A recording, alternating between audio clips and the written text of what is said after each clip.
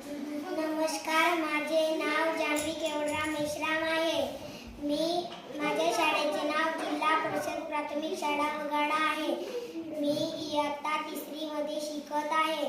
मी तुम्हाला एक कवितेचे वाचन करून दाखवणार आहे. माझ्या कवितेचे नाव आहे रानपाखरा. रानपाखरा रोज सकाळी येशी माझ्या घरा, गाणे गाऊन मला उठविशी मित्र जीवाचा खरा. शरीर निळसर शोभे झालं ठिपक्यांची त्यावरी, सफेद डोळे चमचम करती ओझिली. पाय चिमुकले पंख चिमुकले देह तुझा सानुला, बाळातून कैसे उडला ते तुला. रात्र संपता डोंगर चढणीवर एक भास्कर, तूही त्याच्या संगे येशी गात गात सुस्वर.